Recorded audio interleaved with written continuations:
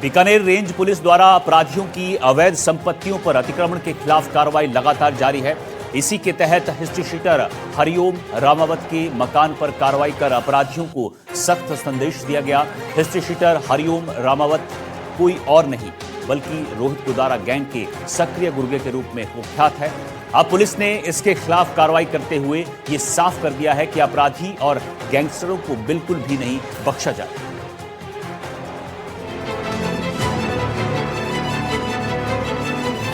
गोदारा के गुर्गे पर पुलिस का एक्शन, अतिक्रमण पर पुलिस का पंजा, खास गुर्गे के घर चला बुलडोजर। बीकानेर रेंज पुलिस की अपराधियों की अवैध संपत्तियों पर अतिक्रमण के खिलाफ कार्रवाई लगातार जारी है। इसी के तहत पुलिस ने एक और बड़ी कार्रवाई को अंजाम दिया है। पुलिस ने हिस्ट्री शीटर हरिओम रामावत के मकान पर कार्रवाई की है। हिस्ट्री शीटर हरिओम रामावत की संपत्ति पर प्रशासन ने बुलडोजर चलाकर बड़ा संदेश दिया है। पुलिस और बीटीए की संयुक्त कार्रवाई में आरोपी के अवैध निर्माण को ध्वस्त करते हुए नोटिस भी चस्पा किया गया। बीकानेर पुलिस अपराधियों के खिलाफ जीरो टॉलरेंस के तहत लगातार कार्रवाई कर रही है। बता दें कि बीकानेर में रोहित गोदारा के सक्रिय गुर्गे हरिओम रामावत पर अवैध अतिक्रमण पर पुलिस ने पंजा चलाते हुए उसके मकान पर कार्रवाई की। पुलिस का कहना है कि लगातार जीरो टॉलरेंस के तहत बीकानेर की पुलिस द्वारा यह कार्रवाई आगे भी जारी रहेगी। बता दें कि हरिओम रामावत पिछले 9 वर्षों से रोहित गोदारा के सक्रिय गुर्गे के रूप में है और बीकानेर में कई मामलों में वांछित है। बता दें कि हत्या का प्रयास, लूट, डकैती सहित करीब 20 मामले उस पर दर्ज है और लंबे समय से फरार है। हाल ही में कोटगेट थाने में एक मुकदमा है, उस मामले में फरार है। पुलिस उसकी तलाश कर रही है। वहीं अपराधियों को डिमोनेटाइज करने के लिए बीकानेर पुलिस लगातार कार्रवाई कर रही है। बीकानेर पुलिस अधीक्षक मृदुल कछावा का कहना है कि ऐसी कार्रवाई बीकानेर में और भी देखने को मिलेगी और अपराधियों को बीकानेर शहर में कहीं जगह नहीं है। इसी नीति के तहत बीकानेर पुलिस लगातार कार्रवाई कर रही है। आपको बता दें कि हरिओम रामावत पुराना हिस्ट्री शीटर है। हरिओम रामावत को गोदारा गैंग के सक्रिय गुर्गे के रूप में देखा जाता है। लूट, हत्या के प्रयास, डकैती और फायरिंग का आरोपी है। हरिओम के ऊपर करीबन 20 से ज्यादा आपराधिक मामले दर्ज हैं। फिलहाल तो हरिओम फरार है, उसकी तलाश की जा रही है। ये कार्रवाई की गई आईजी ओम प्रकाश और एसपी मृदुल कछावा के निर्देशन में। प्रशासन ने आरोपी के अवैध निर्माण पर बुलडोजर चलाया और घर की अवैध बालकनी को तोड़ते हुए नोटिस जारी किया। थाने के hardcore history sheeter Hariom Ramawat का मकान है, जो कि रोहित गोदारा का गुर्गा है। अवैध अतिक्रमण कर रखा था, इसको हटा दिया। संदेश यही है कि कोई अपराधी हो, अपराधी का गुर्गा हो, अपराधी का शुभ चिंतक हो, अतिक्रमण करता हो, कोई भी अवैध संपत्ति अर्जित करता हो, अवैध संपत्ति बना रखी हो, तो उन्हें चैन से नहीं रहने दिया जाएगा। ऐसी संपत्तियों को उनके पास नहीं होगा। हिस्ट्री शीटर हरिओम रामावत ने साधारण परिवार से अपराध की दुनिया में कदम रखा। छोटे मोटे अपराधों के बाद धीरे धीरे ये इस अपराध की दुनिया में सक्रिय हो गया। आपको बता दें कि कुछ दिन पहले बीकानेर के लूणकरणसर इलाके के कपूरी सर गाँव में भी रोहित गोदारा का पैतृक 2 मंजिला मकान पर कार्रवाई की गई थी। लेकिन परिवार पुलिस पर कार्रवाई का आरोप लगा रहा है, जबकि पुलिस ने इन आरोपों से साफ इनकार कर दिया। कुल मिलाकर इसी हफ्ते में गोदारा गैंग पर निशाने साधे गए। एक तरफ हरिओम के घर पर पुलिस ने कार्रवाई की, तो वहीं दूसरी ओर गोदारा के घर को मलबे में तब्दील कर दिया गया। ये किसने किया, ये साफ नहीं हो सका है, पर ये जरूर साफ है कि अपराधियों, गैंगस्टरों और उनके अवैध निर्माणों के खिलाफ आगे भी इसी तरह की सख्त कार्रवाई जारी रहेगी। बीकानेर से गिरिराज खुदानी के साथ खास रिपोर्ट। अलवर शहर के सदर थाना क्षेत्र में लापता हुए 12वीं कक्षा के छात्र का शव घर से करीब 45 किलोमीटर दूर एक फार्म हाउस की दीवार के पीछे पड़ा मिलता है। परिवार में हड़कंप मच जाता है। हर किसी के मन में ये सवाल होता है कि आखिर उनके बच्चे को किसने मारा है। कुछ ही दिन बाद पुलिस ने इस ब्लाइंड मर्डर का खुलासा किया और जो सच सामने आया है वो सभी के लिए चौंका देने वाला है। रिपोर्ट दिखाते हैं।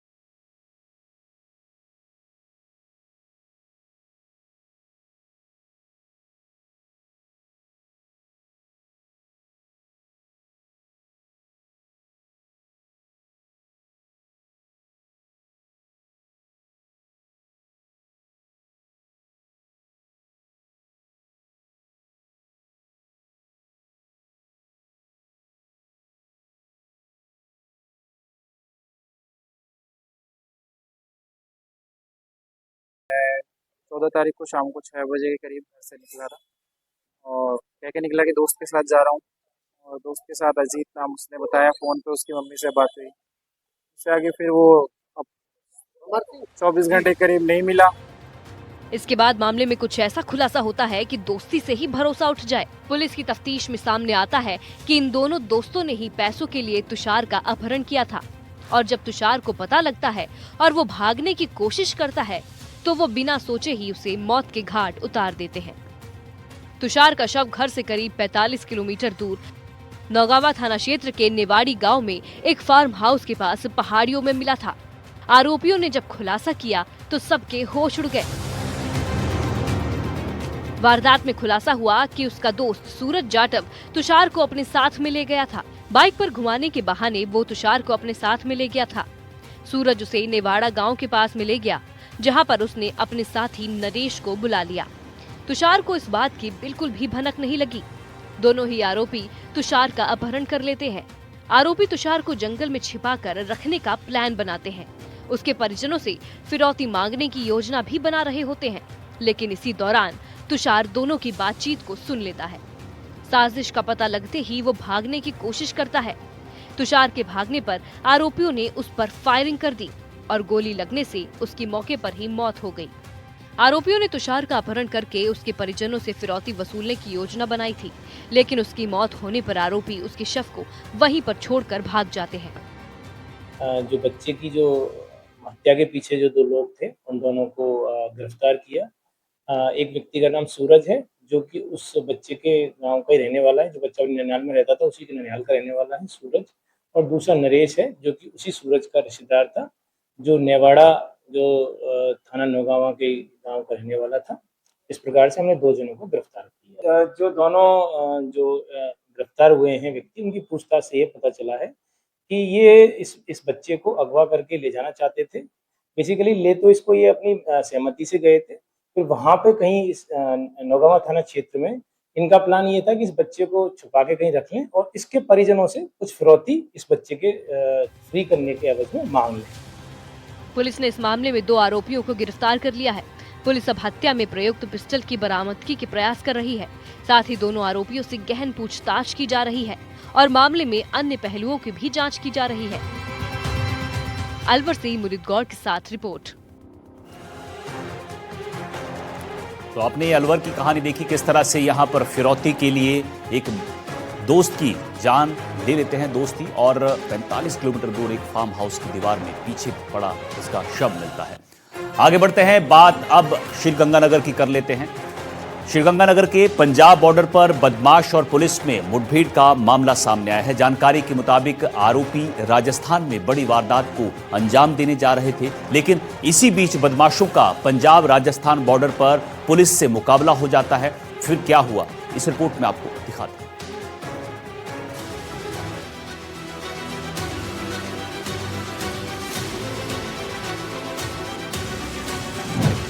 बॉर्डर पर पुलिस का ऑर्डर, बदमाशों और पुलिस में मुठभेड़। मुठभेड़ से भागे बदमाश, पुल से गिरे। श्रीगंगानगर में पंजाब बॉर्डर के नजदीक ढींगतानिया पुल पर पुलिस और बदमाशों के बीच फिल्मी मुठभेड़ हुई। पुलिस ने इस मुठभेड़ में 5 बदमाशों को गिरफ्तार कर लिया है। ये मामला शुक्रवार का है, जब ये आरोपी किसी बड़ी वारदात को अंजाम देने की फिराक में थे। इस दौरान ढींगतानिया पुल पर राजस्थान पुलिस और बदमाशों के बीच में मुठभेड़ शुरू हो गई, लेकिन पुलिस से बचने की इन बदमाशों ने कोशिश की। इस दौरान 5 बदमाश ढींगतानिया पुल से नीचे गिर गए और बुरी तरह घायल हो गए। सभी घायल बदमाशों को सादुल शहर के अस्पताल में लाया गया। बदमाशों के पास से 3 पिस्टल, 1 दर्जन कारतूस और एक कार भी बरामद हुई है। इन बदमाशों पर हत्या, हत्या के प्रयास और डकैती जैसे गंभीर मुकदमे दर्ज हैं। श्रीगंगानगर पुलिस द्वारा सादुल शहर बॉर्डर पर 5 युवकों को जो बदमाश प्रवृत्ति के थे, कुछ दिन पहले फायरिंग की थी। आप देख सकते हैं, इनको मुठभेड़ हुई है। उसके बाद में ये 5 भागने की कोशिश कर रहे थे। पुलिस इनको लेके आई है यहाँ पे जिला अस्पताल में, और इनमें एक ASI का भी लड़का बताया जा रहा है। एडिशनल SP साहिबान हमारे साथ में हैं, CO ग्रामीण जी हमारे साथ में हैं। यहाँ पे प्रथम सादुल शहर पुलिस द्वारा फर्स्ट एड देने के बाद गंगानगर रेफर किया गया है। सर किस प्रकार घटना हुई सर, और ये कहाँ से आ रहे थे सर? अभी 2 तारीख को सादुल शहर थाना इलाके में एक फायरिंग घटना हुई थी, जिस फायरिंग की घटना में 3 लोग नामजद थे। पुलिस तभी से उनके पीछा कर रही थी। आज सूचना मिलने पर पंजाब बॉर्डर पर नाकाबंदी की गई। नाकाबंदी दौरान 5 बदमाश कार से उतरकर भागे और भागने से वो पुलिया कूद गए, जिससे उनके गिरने से चोटें आई, जिस पर पुलिस जाब्ते के द्वारा उन 5 को घेराबंदी करके पकड़ा गया। गाड़ी की तलाशी ली गई तो उसमें 3 पिस्टल, कारतूस जब्त किए गए और चूंकि ये घायल ज़्यादा हो गए थे इसलिए इनको सरकारी अस्पताल के लिए रवाना किया गया। कहाँ से आ रहे थे सर, कोई क्या इनका कोई टारगेट था? ये पंजाब साइड से आ रहे थे। अब टारगेट क्या था इसके बारे में अनुसंधान जारी है। वहीं दूसरी ओर मामले में एक नहीं 2 बड़े खुलासे की बात सामने आ रही है। पकड़े गए बदमाशों में एक बदमाश पंजाब पुलिस के सहायक पुलिस निरीक्षक का बेटा भी बताया जा रहा है। और तो और सामने आया है कि कुछ दिन पहले भी इन्हीं बदमाशों ने खेरूवाला छापावाली में फायरिंग की थी। और इनमें एक पुलिस एएसआई, पंजाब पुलिस की एएसआई का लड़का भी बताया। अभी उसकी तस्दीक की जा रही है। इसमें एक पंजाब पुलिस से संबंधित कोई लड़का है। पहले जो फायरिंग की उसमें क्या अभी तक क्या निकल गया था सर? उनमें से जो फायरिंग में 2 तारीख की घटना में जो फायरिंग में शामिल थे उन्हीं में से ये शामिल हैं। अब इनमें से और इनके कौन कौन साथी इसके बारे में अनुसंधान कर रहे हैं। दीपक शर्मा साफ तौर पे कह रहे हैं कि जो 5 युवक पकड़े गए हैं वो बदमाश प्रवृत्ति के हैं और इनको हथियार के साथ पकड़ा गया है।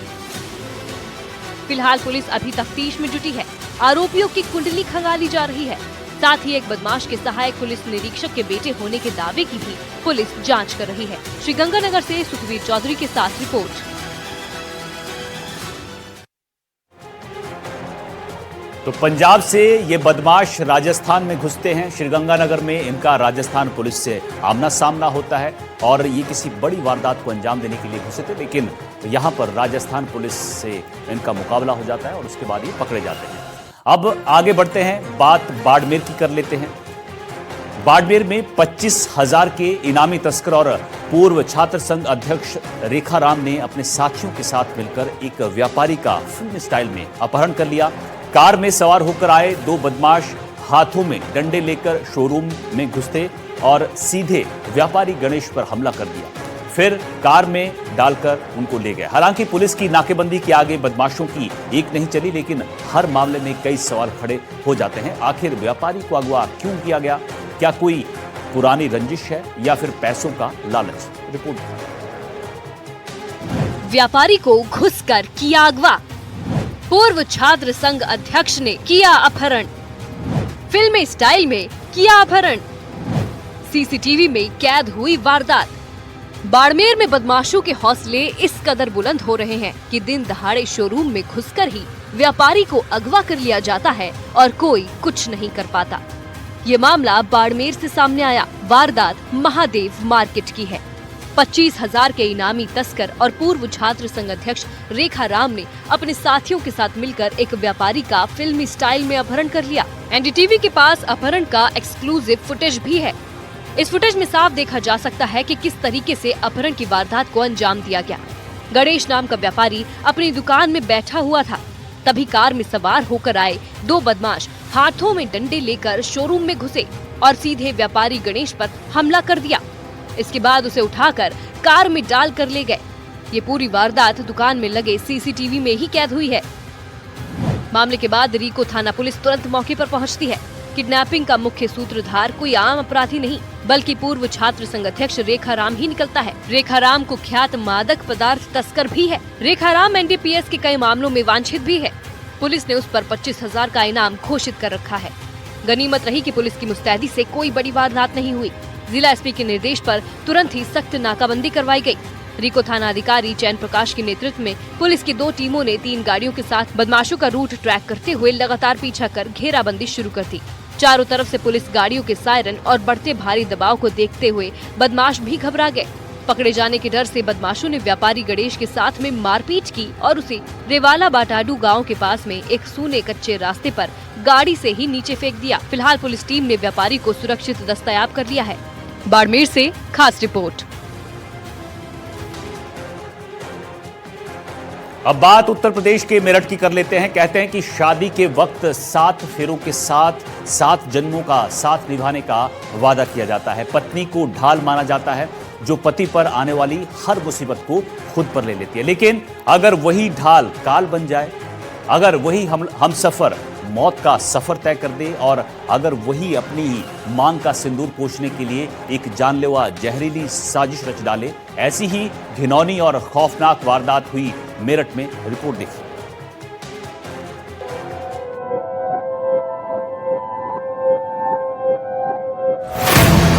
तारीख 16 जुलाई।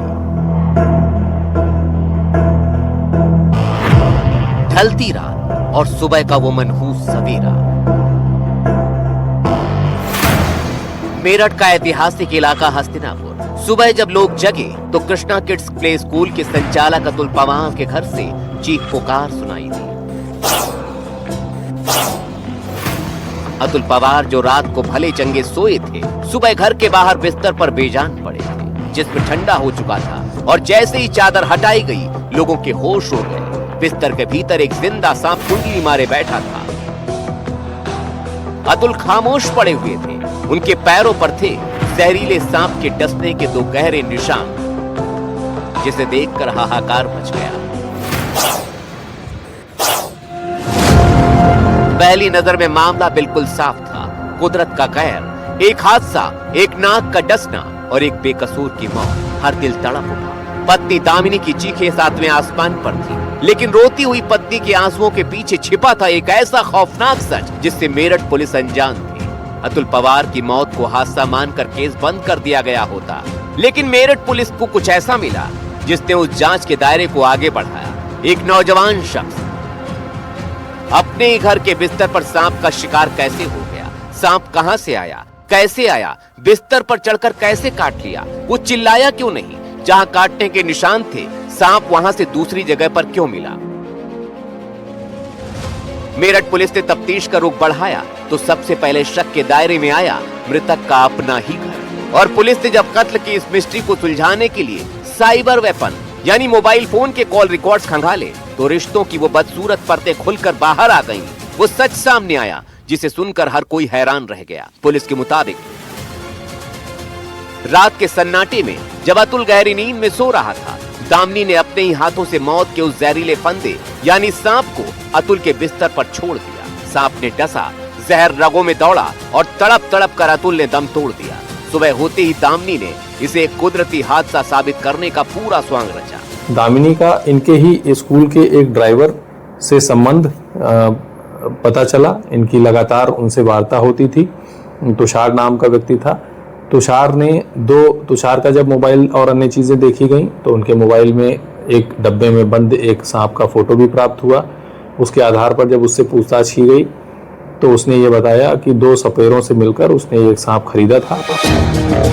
इस सच को खंगालने के लिए पुलिस ने दामिनी के फोन की छानबीन की थी। उसी से पता चला था वो अक्सर एक ही नंबर पर घंटों बात करती थी। वो नंबर किसी और का नहीं बल्कि उसी के स्कूल के बस ड्राइवर तुषार और निक्की का था।